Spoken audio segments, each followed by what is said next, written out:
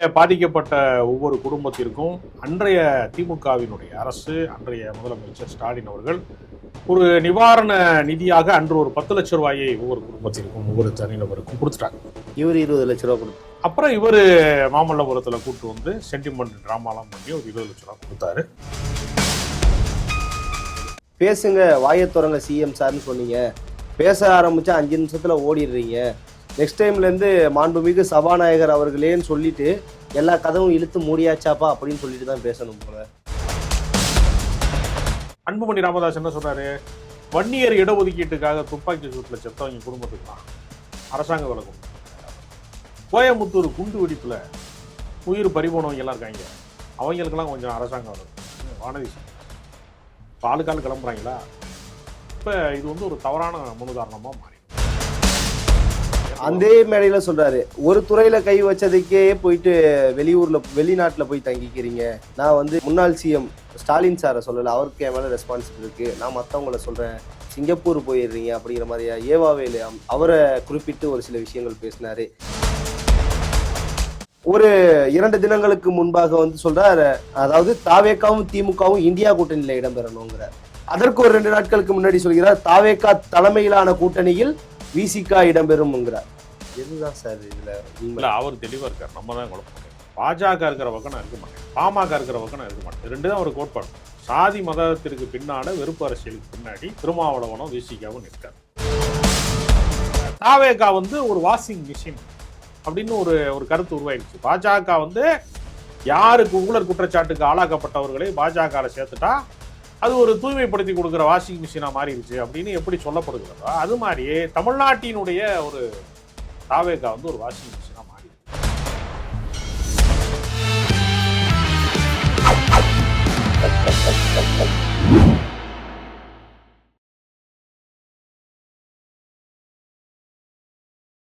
GeM தொலைக்காட்சி நேயர்களுக்கு வணக்கம். இன்றைய சிறப்பு நேர்காணலில் நம்மோடு அரசியல் விமர்சகர், பத்திரிகையாளர் திரு ராஜகம்பீரன் அவர்கள் இணைந்துள்ளார். அவரிடம் இன்றைய அரசியல் சூழல் குறித்து விரிவாக விவாதிப்போம்.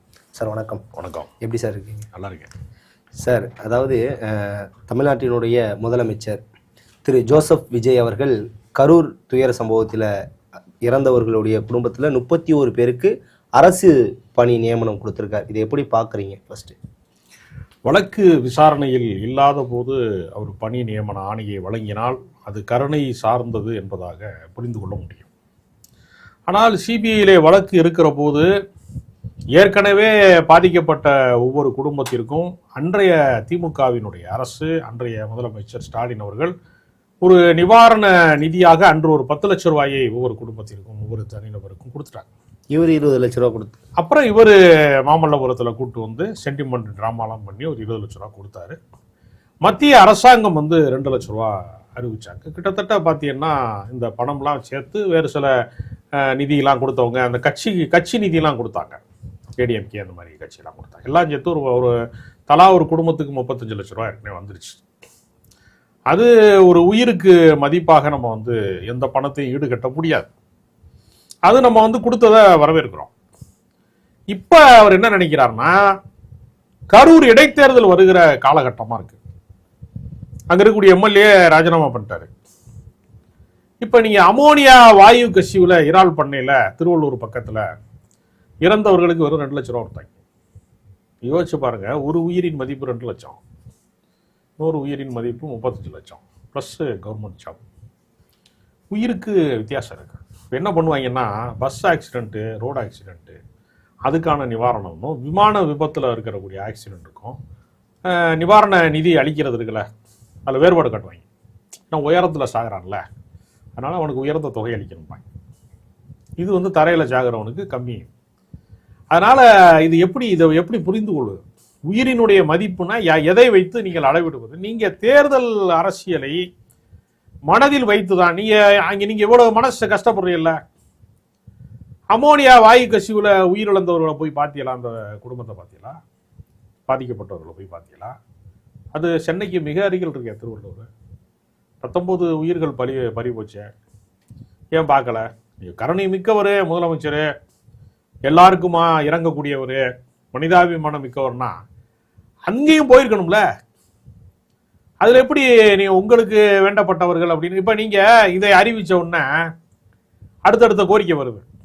அன்புமணி ராமதாஸ் என்ன சொல்றாரு, வன்னியர் இடஒதுக்கீட்டுக்காக துப்பாக்கி சூட்டில் செத்தவங்க குடும்பத்துக்கெல்லாம் அரசாங்க வேலை கொடுங்கன்னுங்கிறாரு அவர். கோயம்புத்தூர் குண்டு வெடிப்புல உயிர் பறிபோனவங்க எல்லாம் இருக்காங்க, அவங்களுக்கெல்லாம் கொஞ்சம் அரசாங்க வேலை கொடுங்கன்னு வானதி சீனிவாசன் சொல்றாரு. இப்போ ஆளுக்காள் கிளம்புறாங்களா? இப்போ இது வந்து ஒரு தவறான முன்னுதாரணமாக மாறிடும். நீங்கள் வழக்கமாக என்ன செய்வாங்கன்னா, அரசு பணியில் இருக்கும்போது ஒருவர் எதிர்பாராத விதமாக இறந்து விட்டார், மின்சார பணியாளர், அந்த மாதிரி சில தவிர்க்க முடியாத சூழல்களில் எதிர்பாராத மரணங்கள் நிகழும். மேலே டிரான்ஸ்ஃபார்ம் மேலே வேலை செய்யும்போது கவனிக்காமல் கரண்டை போட்டு விட்ருவாங்க, ஷாக்கடி சித்தவெல்லாம் இருக்காங்க. அந்த மாதிரி இடங்களில் வந்து அந்த வாரிசுகளுக்கு வந்து ஒரு அரசு வேலை கொடுப்பது அப்படிங்கிறது வேற. இது ரசிகர் வெறியேறி போய் கிட்டத்தட்ட திமிரெடுத்து அலைகிறவங்கன்னு கூட சொல்லலாம். வந்து கூட்டத்தை வந்து இவர் 7 மணி நேரம் தாமதமாக வருவாராம், வந்தவுடனே அதை வந்து போலீஸ் மூலையே தடுக்கலை. தடுத்தா கேட்டுருவீங்களா? நீங்கள் சும்மாவே போலீஸ் எங்களை தடுக்கிறது, எங்களை பார்க்க விட மாட்டேங்கிறாங்கன்னு நீங்கள் தான் குற்றச்சாட்டு சொல்றீங்க. இப்ப என்ன சொல்றீங்கன்னா, போலீஸ் தடுத்துட்டு தான் நாங்க போயிருப்போம், அவ்வளவு நல்லவங்களா நீங்க? 50 தூரம் முன்னாடி நிப்பாட்டும் போது நிக்காதவங்க தானே நீங்க. அன்னைக்கு முதலமைச்சர் விஜய் அவர்கள் பேசும்போது நீங்க சொல்றது மாதிரி தான் ஒரு வார்த்தை சொல்றாரு. அரியலூர் முடிச்சுட்டு பெரம்பலூர் போகும்போது சொன்னாங்க டைம் ஆயிடுச்சு வரக்கூடாது, கூட்டம் அதிகமா இருக்குன்னு சொன்னாங்க. நாங்க வந்து பிளானை சேஞ்ச் பண்ணோம், போலீஸ் எங்களை நிறுத்தியவே இல்லை. அந்த பிரிட்ஜ்ல இருந்து ஸ்ட்ரைட்டா ஸ்பாட் வரைக்கும் அவங்களே கூட்டிட்டு போய் நிறுத்தினாங்க அந்த ஸ்பாட்ல. அப்பயே எனக்கு ஒரு சந்தேகம் வந்துச்சு. அப்புறம் ஏன் நன்றி சொன்னாரு? சந்தேகம் அப்பயே வந்துச்சுல, காவல்துறைக்கு நன்றி, காவல்துறை இல்லைன்னா இங்க நான் வந்து நின்றுக்க முடியாது அப்படின்னு சொன்னாரு. அது எதுக்கு நன்றி சொன்னாரு? அது அந்த பிரிட்ஜ்ல இருந்து கூட்டு வந்து அவர் கண்ணு முன்னாடி தானங்க மயங்கி விழுந்தாங்க, அவர் கண்ணு முன்னாடி தானங்க தண்ணி பாட்டில வந்து தூரம் தூக்கி வீசி எரிஞ்சாங்க, எல்லாருமே பார்த்தாங்களே. அது வெட்ட வெளியில நடந்தது, அது என்ன மர்ம மரணமா? யோசிச்சு பாருங்களேன். ரகசியமா இப்ப சில பேர் நீங்க அதிகாலையில ஒருத்தன் வாக்கிங் போகும்போது ஆளை வெட்டிட்டாங்க, மர்ம மனிதர்கள் வந்து கொலை செஞ்சுட்டான், யாருன்னு அடையாளம் தெரியல, அப்படி சில வழக்குகள் உண்டு. இப்ப KN தம்பி ராமஜெயம் படுகொலையிலாம் இந்த மர்ம முடிச்சுக்கள் வந்து அவிழ்க்கவே முடியாத தொடர்கதையா இருக்கு. அது மாதிரி இது இல்லைல்ல, இது பகிரங்கமாக பட்டவர்த்தனமாக வெட்ட வெளிச்சத்துல எல்லாருக்கும் முன்னிலையில நடந்ததானே. அப்படி பேர் இப்ப ஏதாவது ஒரு சதி திட்டம் உண்மையிலேயே இருந்திருந்தா எல்லார் கையிலையும் மொபைல் இருக்கு, ரீல்ஸ் போடாம விடுவாங்களா அவங்க? இப்ப கூட காவல்துறை உங்க கட்டுப்பாட்டுல தான் இருக்கு. காவல்துறை செந்தில் பாலாஜி அவர்களுடைய புகைப்படம் கட்டிய அந்த வாகனம் வந்ததை கூட ரீல்ஸ் போட்டாங்க. ஆமாங்க, நீங்க அவர் உள்ளூர்காரருங்க, அவர் புகைப்படம்னா சில பேர் ஆட்டோவில் கூட வந்து என்ன பண்ணுவான், நீங்க சைதாப்பேட்டை பக்கம் சுற்றுற ஆட்டோலாம் பாருங்க, மா சுப்பிரமணியன் போட்டோ போட்டு வண்டி ஓடும். ஏன் போட்டிருக்கான்? அது கட்சிக்காரனா இருப்பான், அபிமானியா இருப்பான், இல்லை ஆட்டோ வழங்கி. ஆம்புலன்ஸ்ல இல்ல சார் வருது, இருக்கட்டுங்க, பிரைவேட் ஆம்புலன்ஸ் எல்லாம் இருக்கு. இது எல்லாமே இவங்க எப்படின்னா ஒரு உள்நோக்கம் கற்பிக்கிறது. நான் என்ன சொன்னேன், அவர் எதுக்கு இவங்க இவ்வளவு பெரிய கூட்டத்துல இப்படி ஒரு நெரிசல் மரணத்தை 7 மணி நேரம் தாமதம் காரணமா, செந்தில் பாலாஜி காரணமா? செந்தில் பாலாஜி மேல குற்றச்சாட்டு சொல்றவங்க எங்கேயாவது கோர்ட்ல போய் சொல்லிருக்கலாம், அப்படி இவங்க தான் சதி திட்டம் தீட்டினாங்க, காவல்துறை ஏவி தான் கொலை செஞ்சாங்க அப்படின்னு இங்கே செய்தியாளர் சந்திப்பு பொதுக்கூட்டங்கள்ல எல்லாம் பேசுறீங்கல்ல. எந்த காவல்துறை அவங்க மேல நடவடிக்கை எடுக்க வேண்டியன? ஒருத்தன் தெரியுது காவல்துறை ஏவி கொண்டுட்டாங்கன்னு தெரியுது, அந்த காவல்துறை சார்ந்தவரெல்லாம் இப்ப யார் கட்டுப்பாட்டில் இருக்காங்க? தமிழ்நாடு முதலமைச்சர் கட்டுப்பாட்டில் தான் இருக்காங்க. அப்போ உங்க கூட இருக்கவங்க எல்லாம் கொலைகாரங்களா? அப்ப இது எப்படி பேச்சு? இதெல்லாம் தவறான பேச்சு இல்லையா? அது உங்களுடைய கட்டுப்பாட்டுக்கு கீழே உங்கள் அதிகாரத்துக்கு கீழே இருக்கிற காவல்துறை தான் அது. இப்ப யார் ஆட்சிக்கு வந்தாலும் காவல்துறை உனக்கு சலிட்டு அடிக்க போறாங்க. இப்ப நீங்க முதலமைச்சரானா உங்க பின்னாடி தான் காவல்துறை நிற்கும், அவர் முதலமைச்சராகும் போது அவங்க நிற்பாங்க. அதனால வந்து இதெல்லாம் வந்து அநாகரிகமான முறையில கொலைப்பழி சாட்டுவது தப்பான விஷயம். அந்த அரசு பணி கொடுக்கும் போது அந்த பணி பெற்றவர்கள் எல்லாம் கண் கலங்கினார், முதல்வரும் கண் கலங்கினார் அப்படியான செய்திகள் எல்லாம் வந்துச்சு. அதை பாத்தீங்களா? அதை பத்தி என்ன நினைக்கிறீங்க? அதெல்லாம் வந்து வரவேற்கிறேன். நீங்க மனிதாபிமானத்தோடு இருந்திருக்கணும். நீங்க வந்து தப்பிச்சு ஓடி வந்திய, ஓடு ஓடு ஓடுன்னு பாட்டெல்லாம் பாடினீங்க, உண்மையிலேயே ஓடி போனது நீங்க தான். அதுக்கு நினைவு சின்னம் வைக்கணும்னா உங்களுடைய முதுகத்தான் வைக்கணும்னு சிவசங்கர் முன்னாள் அமைச்சர் சொன்னாரு. அப்ப வந்து புறநானூற்றுல சொல்லுவான்ல, அதாவது வந்து புறமுதுகை காட்டி நெஞ்சுக்கு நேரம் நின்று போர் புரிஞ்சு சாகுறானா இல்ல புறமுதுகு இட்டு ஓடுனானான்னு ஒரு வரலாற்று செய்திகள் உண்டு இல்லையா? இறந்த பிணத்தை கூட நெஞ்சிலே வந்து மார்பிலே வந்து அவன் வாள் வீச்சில் காயம்பட்டு இறந்தானா அல்லது முதுகுல காயம்பட்டு விழுந்தானான் இருக்குல்ல, அது மாதிரி இது வந்து புறமுதுகிட்டு ஓடியது தான் கடந்த கால நிகழ்வு. அப்படிங்கிறதுனால இதை அரசியலாக்கக்கூடாது. இது ஆக்சுவலா வந்து ஒரு விபத்து, இது ஒரு துயரம். மனித உயிர்களோடு விளையாடி அதுல அதிகாரத்தை கைப்பற்றுவது, அதுல வந்து அரசியல் செய்வதுங்கிறது அநாகரிகத்தினுடைய உச்சம். அது திமுக அரசு செய்யலை, ஸ்டாலின் செய்யலை. யாராவது சொந்த கட்சிக்காரன் சாவதை விரும்புவானான்னு அவங்க தாவேக்காரனே சொல்லலையே, அந்த கட்சிக்காரனே இப்படி யாருமே சொல்லலையே. அதை சொன்னவர் அன்றைய முதலமைச்சர். அவருடைய மனிதாபிமானத்துக்கு கிடைத்த பரிசு தான் வந்து கொலைப்பலி. இந்த கொலைப்பலியை திமுக சுமப்பது முதல் முறை அல்ல. ஏற்கனவே திமுக ராஜீவ்காந்தி கொண்டப்ப திமுக தான் காரணம்னு அன்றைய காங்கிரஸ் கமிட்டி தலைவராக இருந்த வாழப்பாடி ராமமூர்த்தி சொல்லியிருக்காங்க. ஈழத்தமிழர்களை கொத்து கொத்தாக வந்து சர்வதேச படைகள் கொன்ற போது, இந்திய ராணுவம் அதற்கு இணைந்து செயல்பட்ட போது அந்த கொலைப்பலியை தூக்கி யார் மேலே போட்டாங்க? திமுக மேலே தான் போட்டாங்க. அதனால திமுக கொலைப்பலியை வந்து சுமப்பது என்பது முதல் முறை அல்ல. அதனால இந்த மாதிரி கொலைப்பலியை நீங்க சாட்டிக்கிட்டே இருங்க, மக்கள் உண்மையை கண்டறிவார்கள். காலம் வந்து எல்லா கயமையும் எல்லா அயோக்கியத்தனத்தையும் தோல் உரிச்சு காட்டிடும். ஓகே சார், அவங்க பேசும்போது இன்னொரு விஷயம் சொல்றாங்க சார். அந்த பணி வாங்குறவங்க காலையில வந்து இது மாதிரி வந்து இந்த பணி தந்தா எங்களை தியாகியான்னு கேட்குறீங்க, ஆனா நீங்க கள்ளக்குறிச்சியில கள்ளசாராயம் குடிச்சு செத்தவங்களுக்கு 10 லட்ச ரூபா கொடுத்தீங்களே, இது யார் வீட்டு காசு? எல்லாம் எங்க வீட்டு காசு தானே அப்படின்னு கேள்விகளுக்கு பாரு முடியறாங்க. அவங்க என்ன தியாகியா? அதாவது ஒரு விஷயம் என்னன்னா, கள்ளச்சாராயம் குடிச்சவனுக்கு யாரும் காசு கொடுக்கல, அவன் செத்து போயிட்டான். அவன் குடும்பத்துக்கு தான் காசு கொடுத்தாங்க, பாதிக்கப்பட்டவர்களுக்கு தான் கொடுத்தாங்க. அதனால கள்ளச்சாராய சாவுல பாதிக்கப்பட்ட குடும்பத்துக்கு பணம் கொடுப்பது வந்து 10 லட்ச ரூபா கொடுத்தாங்க. அங்கே அரசு பண்ணி கொடுத்தாங்களா? அப்படி இல்லைல்ல, நிவாரணம் தானே கொடுத்தாங்க.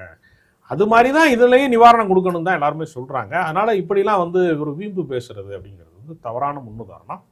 இப்படி சம்பவங்கள் எதிர்காலத்திலே நிகழாமல் இருப்பதற்கு பொறுப்புணர்வோடு செயல்பட வேண்டிய கட்டாயம் அரசியல் கட்சிகளுக்கும் தலைவர்களுக்கும் இருக்கு. ஓகே, அதே போல இந்த ஆட்சியில அந்த 50 நாட்கள்ல நடந்த திட்டங்களை வந்து அவர் பட்டியலிட்டு காட்டுறாரு கரூர் மக்களுக்கு. இதெல்லாம் செஞ்சிருக்கோம், இன்னும் நிறைய செய்ய போறோம், நாங்க வந்து திமுகவோ மற்ற அரசு மாதிரி வந்து வாயிலே எதுவும் சொல்ல மாட்டோம், செய்ய என்ன சாத்தியமானதை செஞ்சுக்கிட்டு தான் வரோம். அண்ணா பிறந்தநாள் அன்னைக்கு நாங்க தாய்மாமன் தங்க மோதிர திட்டம் போட போறோம். இல்லை, அதாவது இவர்கள் கொடுத்த வாக்குறுதிகளுடைய எண்ணிக்கை ரொம்ப பெருசு. 2500 ரூபா தரோம், நீங்கள் வேலை இல்லாமல் சுற்றுறவங்க, வேலையில்லா பட்டதாரிகளுக்கெல்லாம் 4000 ரூபா தரோம், நீங்கள் நிறையா பேசிட்டீங்க. நீங்கள் அதில் எதையுமே நீங்கள் செயல்படுத்த முடியலை. சிங்கப்பெண் அதிரடி படையெல்லாம் சொன்னீங்க, அதுக்கு ஏதாவது தனிப்பட்ட அதிகாரம் கொடுத்துருக்கீங்களா? இன்னும் சும்மா ரோந்து விடுறாங்க, யூனிஃபார்மை மாற்றி விட்டுட்டு பெண்களை வந்து ரோந்து சுத்த விட்டுருக்காங்க. அப்போ இதெல்லாம் வந்து ஒரு ஷோ காட்டுறாங்களே தவிர நிரந்தர தீர்வை நோக்கி அப்படின்னு ஒரு பயணம் இருக்கு எல்லாத்துலயுமே. நீங்க யார் மீது வேண்டுமானாலும் யார் வேண்டுமானாலும் பழி சாட்டலாம், வழிகாட்டுவதுதான் ரொம்ப கடினமானது. அதனால நீங்கள் வந்து வழிகாட்ட வேண்டிய இடத்துக்கு வந்த பின்னாடியும் இன்னும் தேர்தலுக்கு முந்தைய மனநிலையில எப்படி வந்து எதிர்கட்சி மீது குற்றச்சாட்டு சொல்லிக்கிட்டே இருந்தீங்களோ அதே வேலையை தான் செஞ்சுக்கிட்டே இருக்கீங்க. ஓகே சார், இப்போ இந்த கேள்வி கரெக்டாக உங்கள்கிட்ட கேட்கணும், ஏன்னா அரசியல் விமர்சகர் பத்திரிகையாளராக வேற இருக்கீங்க.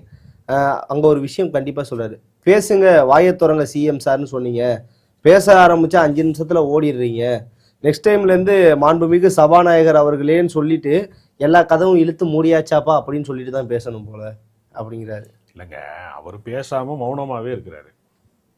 அப்புறம் அவருக்கு ஸ்கிரிப்ட் பேப்பர் வந்தோன்னா அவர் டைலாகா பேசுறாரு. உடனுக்குடனே பதில் சொல்றதுன்னு ஒரு வழக்கம் இருக்கா இல்லையா? கடந்த முறையெல்லாம் நீங்க பாத்தீங்கன்னா சட்டப்பேரவையில முதலமைச்சரும் ஒரு கோரிக்கை வச்சாங்கன்னா உடனே பதில் சொல்லுவாங்க. துறை சார்ந்த அமைச்சர்கள் இருக்காங்கல்ல, இப்ப காவல்துறை மேல ஒரு பிரச்சனை சொன்னாங்கன்னா காவல்துறைக்கு யாரு பொறுப்புல இருக்காங்க, அந்த அமைச்சர் தானே பேசணும். எல்லாத்துக்குமே ராஜ்மோகன் எந்திரிச்சு பேசினாரு, ஆதவர்ஜன் எந்திரிச்சு பேசுறாரு. அப்படின்னா பேச தெரிஞ்சவங்க அவங்ககிட்ட ஒரு 4 பேர் தான் இருக்காங்க. அருண்ராஜ், ஆதவர்ஜனா, ராஜ்மோகன், ஒரு 4 பேர் இருக்காங்க. அவை முன்னவர், செங்கோட்டை, இது 4 பேரை மட்டும் சும்மா எந்திரிச்சு பேசிட்டு நீங்கள் தமிழே தப்பு தப்பாக வாசிக்கக்கூடிய இடத்துல தான் அந்த மரிய வில்சன்கிறவர் இருக்கார். அவருக்கு வந்து பார்த்தீங்கன்னா அப்படியே உளர்றாரு அவர். அதே மாதிரி நீங்கள் பார்த்தீங்கன்னா நம்ம புஷி ஆனந்த் பேசினாருன்னா தமிழ் வந்து பயங்கரமாக தற்கொலை பாறையில் விழுந்து செத்துரும் போல இருக்கு, அந்த மாதிரி பேசுகிறாரு புஷி ஆனந்த். அப்போ அவங்களுக்குலாம் வந்து என்னென்னா ஒரு உரையாட கூட தெரியல அவங்களுக்குலாம். ஒரு பதில் சொல்வதற்கான டேட்டாவெல்லாம் கொடுப்பாங்க எல்லாமே. நீங்கள் என்ன எதை பற்றி நீங்கள் வந்து விவாதம் நடத்துறீங்களோ அந்த டேட்டாலாம் கொடுப்பாங்க. அதை பார்த்து வாசிக்க கூட தகுதியற்றவர்கள் எல்லாம் பல பேர் அமைச்சர்களாகி விட்டார்கள் என்பது தமிழ்நாடு பார்த்து கொண்டிருக்கிற ஒரு அதிர்ச்சிகரமான விஷயம். அமைச்சர் புஷி ஆனந்த் அவர்கள் பேசுறது வந்து தமிழே தகராறா பேசுறாரு அப்படிங்கிற மாதிரி சொல்றீங்க. ஆனா அவர் சொந்த ஊரோட வழக்க பேசுறாரு அப்படிங்கிற ஒரு இதுல வந்து சொன்னாங்க தாவேக்காரங்க. அதை வந்து கேலி செய்யறாங்க, கிண்டல் செய்யறாங்க அப்படிங்கிறாங்க. இல்லைங்க, நீங்க ஒரு பொறுப்பு மிக்க இடத்துக்கு வந்துட்டீல்ல, உங்களுடைய மொழியிலிருந்து, உங்கள் ரெஸ்பான்ஸ்லேருந்து, உங்கள் பாடி லாங்குவேஜில் இருந்து எப்படி நடந்து கொள்ள வேண்டும் என்பதற்கான முன்னுதாரணம்னு ஒன்று இருக்கலாம். இப்போ நான் வீட்டில் கெட்ட வார்த்தை பேசுகிறேங்கிறக்காக நான் வந்து மீடியாவில் பேச முடியுமா? பேச முடியாதுல்ல. உனக்கு நாகரிகம் இருக்கான்னு கேட்பான்ல, சபை நாகரிகம் இருக்கலாம். அப்போ மக்களுக்காக பேசுகிறோம் நம்ம. அது மாதிரி தான் நீங்கள் வந்து அமைச்சரவையில் இருப்பவர்களோ அல்லது பொது வாழ்க்கையில் இருப்பவர்களோ ஒரு கண்ணியத்தை காக்கணும்ல. அந்த அடிப்படையில் அவர்கள் அதற்காக பயிற்சி கொடுத்தாங்கல்ல, புத்தாக்க பயிற்சின்னு சொல்லி சட்டப்பேரவை எப்படி பேசணும் எப்படி நடக்கணும்னு புத்தாக்க பயிற்சியெல்லாம் கொடுத்தாங்கல்ல. அதில் அப்போ அந்த நிலைமையில தான் அந்த அரசாங்கம் இருக்குன்னு அவங்க ஒத்துக்கிறாங்கன்னு அர்த்தம். யாருக்கு பயிற்சி கொடுப்பாங்க? புத்தாக்க பயிற்சி. யார் பயிற்சி மோசமாக இருக்காங்களோ அவங்களுக்கு தானே கொடுப்பாங்க. சரியாக படிக்காத பிள்ளைக்கு டியூஷன் அனுப்புவாங்க இல்லையா? அந்த நிலைமையில தான் தாவேகா வந்து ஒரு மாலை நேர வகுப்புக்கு போக வேண்டிய இடத்துல தான் இருக்குது. Okay sir. அதே போல் வந்து இன்னொரு விஷயத்த வந்து பெரும் குற்றமாக தொடர்ச்சியாக பார்த்தீங்கன்னா சட்டசபையிலே வந்து அப்பாவை காணோம் ஸ்டோரி ஆரம்பிச்சாங்க. எங்கே போனாலும் அதாவது எங்கள் தலைவர் 5 நிமிஷம் தான் பேசினாரு, நாங்கள் வந்து இது பண்ணிட்டோம். இப்போ இவர் பேசும்போது 5 நிமிஷம் தான் குளத்தூரில் பேசினேன், அதுக்கே நீங்கள் கொத்து போராட்டா போட்டு விட்டுட்டீங்க. அது வெறும் 107 தொகுதியில் வெற்றி பெற்றவர்களுக்கு இவ்வளோ ஆணவம் தேவையான ஒரு கேள்வி. 2 சீட்டு எம்எல்ஏ வச்சுருக்கிறவங்கெல்லாம் அவங்களுக்கு தினசரி அட்வைஸ் பண்ணுறாங்க. நீங்கள் நடந்துக்கிற முறை சரியில்லை, நீங்கள் போகிற போக்கு சரியில்லை அப்படின்னு தினசரி வந்து திருமாவளவன் அட்வைஸ் பண்ணுறாரு. கம்யூனிஸ்ட் கட்சி அட்வைஸ் பண்ணுது. எல்லாருமே உங்களுடைய செயல்பாடுகள் குறித்து விமர்சனத்தை முன்வைக்கிறாங்க. நீங்கள் ஒன்றும் தனிப்பெரும்பான்மை பெற்று பயங்கரமாக 150 தொகுதிக்கு மேலே ஜெயிச்சிட்டோம், 160 தொகுதி ஜெயிச்சிட்டோம் அப்படிங்கிற இடத்துல எல்லாம் நீங்கள் வரவே இல்லையா? கடந்த காலங்களில் அதிமுக திமுகலாம் தனிப்பெரும்பான்மை பெற்றிருக்கேன். அந்த இடத்துக்கு நீங்கள் வரவே இல்லை. இன்னும் நீங்கள் வராதப்பயே 3 வந்து ஓட்டு பிரிந்த போது நீங்கள் வந்து ஒரு முன்னணிக்கு வந்திருக்கீங்க, 100க்கு மேலே வந்திருக்கீங்க. அவ்வளோதானே தவிர உங்களுடைய வாக்கு ஒன்றும் பெரிய அபாரமான வாக்குலாம் கிடையாது. இவ்வளவு ஆணவம் தேவையில்லைன்னு நான் நினைக்கிறேன். ஏன்னா தீர்க்க முடியாத பல பிரச்சனைகளுக்கு பதில் சொல்ல வேண்டிய இடம் ஒன்று இருக்குது. இப்போ மேகதாது விஷயம் இருக்குது, குறுக்க வந்து அணை கட்டுறாங்க. அது தமிழ்நாட்டினுடைய விவசாயிகளுக்கு வாழ்வாதாரத்தை பெரிய அளவில் கோடி. அதற்கும் தான் சொன்னார், மேகதாது அணையை பற்றி தெரியாதுறாங்க, நாங்கள் எல்லாத்துக்கும் கரெக்டாக எல்லாத்துக்கும் ரெஸ்பான்ஸ் பண்ணிட்டு தான் இருக்கோம், விவசாயிகளுக்கு எப்போவுமே இந்த அரசு துணை நிற்கும். அதெல்லாம் இங்கே டயலாக் நல்லா இருக்குங்க, செயல்பாடு நல்லா இருக்கா? இப்போ ஒரு உதாரணம் சொல்கிறேன். உரிய கட்டணம் தான் வாங்கணும், எங்கே தனியார் பள்ளிக்கூடங்கள் வந்து கல்வி கட்டணம் உரிய கட்டணம் தான் வாங்கணும் அப்படின்னு ராஜ்மோகன் சொல்கிறார். நடைமுறையில் அப்படி இல்லையே, எல்லாமே முன்னுக்கு பின் முரணாக இருக்குது. அப்போ சொல்லு வந்து நல்லா இருக்கு, டயலாக்லாம் நல்லா இருக்கு. செயல்பாட்டு ரீதியாக இப்போ நீங்கள் என்ன சொன்னீங்க? ஊழலை ஒழிக்காமல் விட மாட்டேன், யாரையும் தொடவும் விட மாட்டேன், தொட்டாவும் விட மாட்டேன்னு சொல்லிட்டு போய் விஜயபாஸ்கரை கூட்டிகிட்டு வந்துட்டேன். மக்கள் என்ன அவனை பற்றி ஏன் புதுக்கோட்டை தொட்டவங்களையும் விட மாட்டேன்னாங்க. அதாங்க விட மாட்டாரு. விடாமல் என்ன செய்யறாரு? போய் கூட்டு வந்து கட்சியில் சேர்க்கிறாரு. அப்போ தாவேகா வந்து ஒரு வாஷிங் மிஷின் அப்படின்னு ஒரு கருத்து உருவாயிருச்சு. பாஜக வந்து யாருக்கு ஊழல் குற்றச்சாட்டுக்கு ஆளாக்கப்பட்டவர்களை பாஜகவில் சேர்த்துட்டா அது ஒரு தூய்மைப்படுத்தி கொடுக்குற வாஷிங் மிஷினாக மாறிடுச்சு அப்படின்னு எப்படி சொல்லப்படுகிறதோ அது மாதிரி தமிழ்நாட்டினுடைய ஒரு தாவேகா வந்து ஒரு வாஷிங் மிஷினாக மாறி இருக்கு, பொலிட்டிக்கல் வாஷிங் மிஷினாக இருக்கு. ஊழல் குற்றச்சாட்டுக்கு ஆளாக்கப்பட்டவர்களை எல்லாம் உள்ள அனுமதிப்பதுன்னு ஒன்று இருக்குல்ல, அது வந்து அது நீங்க ஊழல் ஒழிப்பு வேடிக்கையானதா இல்லையா? அவங்க முதல்வரே சொல்றாரு ஒரு இடத்துல, கரூர்ல பேசிக்கிட்டு இருக்கும்போது சொல்றாரு, அதாவது ஊழலை வந்து எந்த ஆபீஸ்லயும் வந்து ஊழல் வாங்கக்கூடாது, லஞ்சம் வாங்கக்கூடாது, ஊழல் பண்ணக்கூடாது எந்த துறையிலேங்கிறாரு.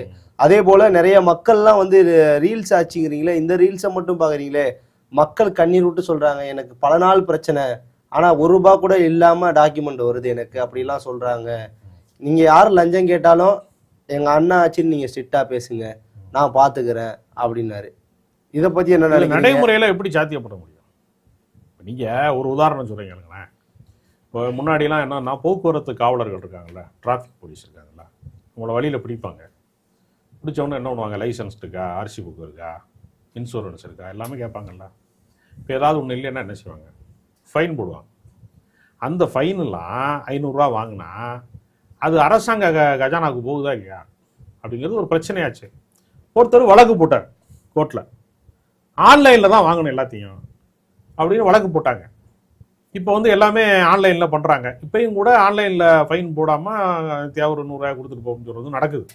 ப்ராக்டிக்கலாக சொல்கிறேன் நான். அப்போ இது ஆன்லைன் ஆக்குவதன் மூலமாக டிராஃபிக் போலீஸ் பாக்கெட்டுக்கு பணம் போகாமல் அது அரசு பணமாக மாற்றப்பட்டுச்சுல. அதுதான் பத்திரப்பதிவு அலுவலகத்தில் அவங்க பண்ணியிருக்காங்க, ஆன்லைனா இணையத்தில் மாற்றிருக்காங்க, அவ்வளோதான். இது ஒரு விஷயத்தினாலேயே வந்து எல்லாமே தீர்ந்துருச்சு, லஞ்சம் ஒழிஞ்சிருச்சு அப்படின்னு சொல்றது இருக்குல்ல. ஓகே சார், எப்படி நம்ம வந்து அதே மேடையில சொல்றாரு, ஒரு துறையில கை வச்சதுக்கே போயிட்டு வெளிநாட்டுல போய் தங்கிக்கிறீங்க. நான் வந்து சிஎம் சாரை நான் வந்து அதாவது முன்னாள் சிஎம் ஸ்டாலின் சாரை சொல்லல, அவருக்கு என் மேல ரெஸ்பான்சிபிள் இருக்கு, நான் மற்றவங்கள சொல்றேன், சிங்கப்பூர் போயிடுறீங்க அப்படிங்கிற மாதிரியா ஏவாவேலு அவரை குறிப்பிட்டு ஒரு சில விஷயங்கள் பேசினாரு. கரூர் கம்பெனிக்காரர் ஒருத்தர் இருக்காரு, அவர் எங்க இருக்காருன்னே தெரியல, ஓடு ஓடுன்னு பாட்டு பாடி காட்டுறாரு.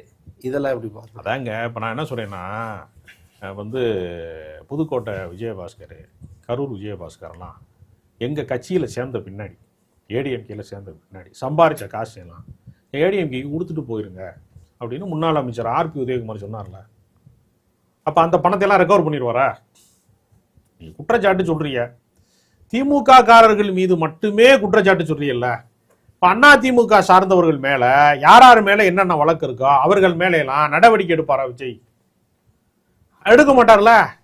அப்ப பாரபட்சம் தானே. எப்படி ஊழலை ஒழிக்க முடியும், எப்படி முறைகேட்டை ஒழிக்க முடியும், எப்படி நீங்க வந்து இப்ப நீங்க மோடி கூட தான் சொன்னாரு கருப்பு பணத்தை ஒழிச்சிருவேன் நான், அதனாலதான் பண மதிப்பு நீக்கத்தை கொண்டு வரேன்னாரு, தீவிரவாதத்தை ஒழிக்கிறதுக்காக கொண்டு வரேன்னாரு. அதுக்கு பின்னாடி தான் பல தாக்குதல்கள் நடந்தது, எத்தனையோ தாக்குதல் நடந்தது. அப்ப கருப்பு பணத்தை வந்து ஒழிச்சிட்டா எல்லாமே ஒழிஞ்சிடும், எல்லார் அக்கௌண்ட்லயும் வந்து பணம் வந்துடும் சொன்னாங்க. அதெல்லாம் இந்த மாதிரி டைலாக் எல்லாம் நம்ம நிறைய பார்த்துட்டோம். Okay sir. நடைமுறை சாத்தியம் இருக்கா, அது ஒண்ணுதான் விஷயம். இது வந்து தனிநபர் டைலாக் சம்பந்தப்பட்டதா? முன்னாள் அமைச்சர் ஏவா வேலு அவர்கள் சிகிச்சைக்காக சிங்கப்பூர்ல இருந்ததாக சொன்னாங்க. சென்னைக்கு வந்திருக்காரு. வந்து அவர் செய்தியாளர் சந்திப்புல அவரோட மெடிக்கல் ரிப்போர்ட்லாம் எடுத்து காட்டுறார். 2016-17 நான் வந்து இதயத்துக்கான சிகிச்சை பெற்றுட்டு வரேன் அப்படிங்கிற ஒரு விஷயம் தான். எதை பார்த்தும் ஓடி ஒளிறவன் திமுக காரன் கிடையாது அப்படின்லாம் பேசியிருக்காரு. அதாங்க, நீங்க ஒருத்தருடைய தனிப்பட்ட விஷயம்னு ஒன்று இருக்கு. இப்போ நீங்க வந்து ரஜினிகாந்த் இமயமலைக்கு போறாரு, அப்போ வந்து நம்மளை பார்த்து ஒளிஞ்சிக்கிறதுக்காக தான் போயிருக்காருன்னு ஒரு நடிகர் சொன்னால் நல்லா இருக்குமா? என்னைய பார்த்து பயப்படுறாரு அப்படின்னு சிவகார்த்திகேயன் சொன்னால் நல்லா இருக்குமா? அப்படி சொல்ல முடியாது. ஒவ்வொருத்தருக்கும் ஒரு பிரைவேசி இருக்கு. ஏவா வேலு எங்கே வைத்தியம் பார்க்கணுங்கிறது அவருடைய விருப்பம். ஒரு சிங்கப்பூரில் பார்க்கணுமா இல்லை வந்து இங்கே சென்னையில் பார்க்கணுமாங்கிறது அவருடைய விருப்பம். நீங்கள் வந்து ஒருத்தர் மருத்துவ சிகிச்சைக்காக போயிருக்கிறாருங்கிற நேரத்தை பார்த்து என்னைய பார்த்து எல்லாருமே ஓடி ஒழிகிறாங்க, எங்கள் அரசாங்கத்தை பார்த்து ஓடி ஒழிகிறாங்க அப்படின்னு சொல்றீங்கல்ல. இப்போ இது எவ்வளோ அபத்தமானது. இப்போ நீங்கள் ஒரு பக்கம் சொல்கிறீங்க ஊழலை ஒழிக்காமல் விட மாட்டேன் அப்படி இப்படிங்கிறீங்க. இப்போ ஜெகத் ரட்சகன் மகனை எப்படி சேர்க்குறீங்க? நான் என்ன கேட்குறேன், திமுகவில் இருந்து ஜெகத் ரட்சகன் மகன் வர்றாரு, இப்போ அவர் பேரில் சொத்து இருக்குமா இருக்காதா? இல்லை நிறைய இருங்கங்க, ஜெகத் ரட்சகன் மகன் பேரில் சொத்து இருக்குமா இருக்காதா? அப்போ அவர் திமுக காலத்தில் சம்பாரிச்ச காசாகவும் அது இருக்கும்ல. அப்போ உங்கள்கிட்ட வரும்போது அது வந்து என்னவாயிரும், நேர் வழியில் சம்பாரிச்சதா மாறுமா? அப்போ ஜெகத் ரட்சகன் வந்து தப்பானால ஒரு மகன் நல்லவர்னு சொல்லுவீங்களா? எப்படி நீங்க எந்த அளவுகோல்ல வந்து ஒருத்தரை நீங்க வந்து சொல்லுவீங்க? நீ உங்களுடைய நீதி எப்படிப்பட்டது நான் கேட்கிறேன். திமுகல முக்கிய தலைவர்களாக இருக்கக்கூடிய நிறைய பேருடைய வாரிசு வந்து தாவேக்கால இணைய போறதாகவும் சொல்றாங்க. இணைகிறாங்கல்ல. அப்ப அவங்களுடைய சொத்துக்களை எல்லாம் என்ன செய்ய போறீங்க? அது நீங்க உங்க வார்த்தையெல்லாம் நான் கேட்கிறேன்.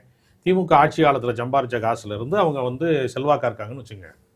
அப்ப அந்த காசு தாவேக்காவுக்கு கொடுக்கும்போது அது நீதியின் பக்கம் மாறிடுமா? எதிர்கட்சியா இருக்கும்போது நீங்க வழக்கு போடுவீங்க, அவங்கள ஒரு பிரிவு வந்து உங்க ஆளுங்கட்சியில வந்து சேர்ந்துட்டாங்கன்னா அவங்க தூய்மையானவர்கள், தூய ஆட்சி நடக்குது அப்படின்னு சொல்லுவீங்களா? இதுக்கு என்ன வித்தியாசம் நான் கேட்குறேன். எங்க அப்பாவோட சொத்து எனக்கு வரும்ல. எங்க அப்பா வந்து திமுக காரர், நான் வந்து தாவேக்காரர். அப்ப என்கிட்ட இருக்கிற சொத்து மட்டும் வந்து நேர்வழியில சம்பாரிச்சது, எங்க அப்பா சம்பாரிச்சவரும் தப்பான வழியை சம்பாரிச்சு அப்படின்னு தான் ஒத்துக்குறேன். எவ்வளவு ஒத்துக்குறோமா? அதை யாருமே ஏற்றுக்கொள்ள முடியாது. இது ஒரு தவறான முன்னுதாரணம். Okay sir. இறுதியாக விடுதலை சிறுத்தை கட்சியினுடைய தலைவர் தொல் திருமாவளவன் அவர்கள் தொடர்ச்சியாக விமர்சனம்லாம் நிறைய வச்சுட்டு வர்றார். இப்போ நேற்றைய தினம் கூட சொல்றார், என்ன சொல்றாருன்னா, திமுக வந்து கூட்டணி கட்சிகளுக்கு ஆட்சியிலையும் பங்கு அதிகாரத்திலையும் பங்குன்னு அறிவிக்க மாட்டேங்கிறாங்க, கூட்டணி கட்சியை சரியா அணுக மாட்டேங்கிறாங்க அப்படிங்கிற மாதிரியான விஷயத்த பேசுறார். ஒரு 2 தினங்களுக்கு முன்பாக வந்து சொல்றார், அதாவது தாவேக்காவும் திமுகவும் இந்தியா கூட்டணியில இடம்பெறணுங்கிறார். அதற்கு ஒரு 2 நாட்களுக்கு முன்னாடி சொல்கிறார், தாவேக்கா தலைமையிலான கூட்டணியில் விசிகா இடம்பெறும்ங்கிறார். எதுதான் சார் இதுல உண்மை? அவர் தெளிவா இருக்கார், நம்ம தான் குழப்பம் அடைகிறோம். அவருடைய அறிக்கையில எனக்கு எந்த குழப்பமும் இல்லை. அவர் தெளிவா சொல்றாரு, பாஜக இருக்கிற பக்கம் நான் இருக்க மாட்டேன், பாமக இருக்கிற பக்கம் நான் இருக்க மாட்டேன். 2 தான் ஒரு கோட்பாடு. சாதி மதத்திற்கு பின்னால வெறுப்பு அரசியலுக்கு பின்னாடி திருமாவளவனும் விசிகாவும் நிற்காது, அவ்வளவுதான். இப்போ பாமகவுடைய தலைவராக இருக்கக்கூடிய அன்புமணி அடிக்கடி சிஎம் சந்திக்கிறார், நெருங்கி வருகிறார். அவர்கிட்ட 4 எம்எல்ஏ இருக்காங்க. அப்போ அவர் நெருங்கி வருகிற போது விசிகாவை ஓரங்கட்டுவதற்கான வாய்ப்பாக அது எதிர்காலத்திலே மாறக்கூடும் அப்படின்னு ஒரு அரசியல் கணிப்பு இருக்கு. அந்த அடிப்படையில் ஒருவேளை தாவேக்கா நம்மளை தனிமைப்படுத்துவதற்கு ஒரு ஆயுதமாக அன்புமணியை பயன்படுத்தி கொண்டால் திருமாவளவனுடைய நிலை என்ன? இன்னும் கேள்வி. அந்த அடிப்படையில் அதுபோக கொள்கை எதிரி பாஜக அப்படின்னு சொல்ற விஜயினால என்றைக்காவது பாஜகவை எதிர்த்திருக்கிறாரா? எல்லா மீட்டிங்லையும் திமுக திட்டுறாருல. இப்ப நீங்க வந்து பாஜக அரசு கொண்டு வரக்கூடிய பல திட்டங்கள் தமிழ்நாட்டுக்கு எதிரானதாக இருக்கிறது. மேகதாது விஷயத்துல ஒரு முறையான ஒரு தீர்ப்பை வந்து தருவதற்கு மத்திய அரசு என்ன செஞ்சுச்சு, என்ன நடவடிக்கை எடுத்துச்சு, அப்படி ஏதாவது ஒரு விமர்சனம் செய்யறாரான்னு பாத்தீங்கன்னா எல்லா விஷயத்திலையுமே பாஜக விஷயத்துல ரொம்ப மௌனமாக கடந்து போற. அதனால விஜயினுடைய அரசியல் என்பது இந்தியா கூட்டணியில இணைந்தால் மட்டும்தான் பாஜக எதிர்ப்பிலே அவர் உறுதியாக இருக்கிறார் என்று நம்ம ஒப்புக்கொள்ள முடியும். இப்ப திமுகவும் வெளியில இருக்கு, தாவேக்காவும் இங்க இல்லை அப்படிங்கிறப்ப பாஜகவிற்கு வந்து ஒரு பெரிய அளவுல வந்து நம்மளே பலப்படுத்துறது மாதிரி இந்த கூட்டணியில இல்லாமல் போவதன் மூலமாக பாஜகவை பலப்படுத்துகிற வேலையை ஒரு வேலை செய்கிறார்களோங்கிற அச்சத்துல தான் ரெண்டுமே வந்து மாநில அரசுல பகையாக இருந்தாலும் தேசிய அளவிலே நீங்கள் வந்து இந்தியா கூட்டணியில் இணையணும் என்பது ஒரு தொலைநோக்கு பார்வை. அதில் எனக்கு எந்த குழப்பமும் இல்லை. ஒருவேளை பாமக உள்ளுக்குள்ளே நெருங்கி வந்தால் அதிமுகவில் இருக்கக்கூடிய எம்எல்ஏக்கள்லாம் வந்து இப்போ இடைத்தேர்தலுக்கு தடை விதிச்சிருக்கிறாங்க. ஒருவேளை வந்து தடை உடைக்கப்படலாம் கொஞ்ச நாள் கழிச்சு. அப்போ ஒருவேளை வந்து அவர்கள்லாம் ஆதரவு தெரிவிக்கிற நிலை வந்தால் விசிகாவுடைய தேவை இல்லாமல் போய்விடும், கம்யூனிஸ்ட் கட்சியின் தேவை இல்லாமல் போய்விடும். கூட்டணி கட்சிகளினுடைய தயவு தேவையில்லாத ஒரு நாள் வரும் என்றால் அன்றைக்கு விசிகாவின் அரசியல் என்ன, கம்யூனிஸ்ட் கட்சியினுடைய அரசியல் என்ன, இந்திய யூனியன் முஸ்லீம் லீக்கின் அரசியல் என்ன, காங்கிரஸின் அரசியல் என்ன என்கிற மிகப்பெரிய கேள்விக்குறி இருக்கிறது. அதற்கு விடை தேடுகிற விதமாகத்தான் அவர் சில குறுக்கு கேள்விகளை கேட்கிறாரே தவிர அவர் குழப்பத்தில எல்லாம் இல்லை. எதிர்கால அரசியல் இப்படியெல்லாம் மாறக்கூடும் என்றால் நம்ம அரசியல்ல வந்து அன்னைக்கு முடிவெடுக்க முடியாது. இன்றைக்கே அதற்கான பாதை நமக்கு தெளிவாக தெரிய வேண்டும் என்கிற அடிப்படையில் ஒரு சில விமர்சனங்களை முன்வைக்கிறார். அவருடைய பார்வை தொலைநோக்கானது. எந்த கட்சிக்கு போனாலும் அந்த கட்சிக்கு வந்து நீ வந்து அடிமையாரு, விசுவாசமாரு, எதிர்த்து கேள்வி கேட்காதன்னு நினைக்கக்கூடிய மனநிலையிலிருந்து திருமாவளவனை பார்ப்பவர்கள் அவர் தப்பா நினைக்கிறாங்க. நான் அப்படி நினைக்கவில்லை. ஓகே சார், உங்கள் சிறப்பான தகவலுக்கு ரொம்ப நன்றி சார்.